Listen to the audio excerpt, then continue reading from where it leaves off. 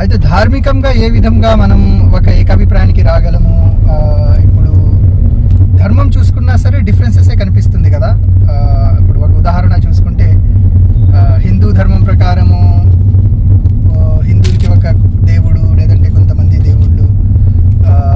క్రైస్తవ ధర్మం ప్రకారము యేసు దేవుడు అని, యెహోవా దేవుడు అని వాళ్ళకి వాళ్ళ విశ్వాసాలు ఉన్నాయి. అలాగే ముస్లింలకు అల్లా దేవుడు, దర్గాల దేవుళ్ళని.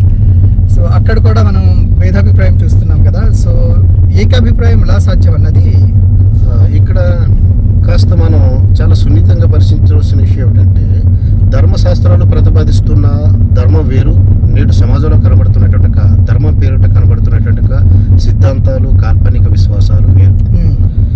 కాబట్టి ఇప్పుడు కాల్పనిక విశ్వాసాల్లో ఏకాభిప్రాయం రావాలన్నా సాధ్యం కాదు. ధర్మశాస్త్రాలు ప్రతిపాదిస్తున్నటువంటి సిద్ధాంతాల ద్వారా మాత్రమే మరి ఏకాభిప్రాయాన్ని సాధించగలం, ఐక్యత కూడా సాధించగలం. ఓకే.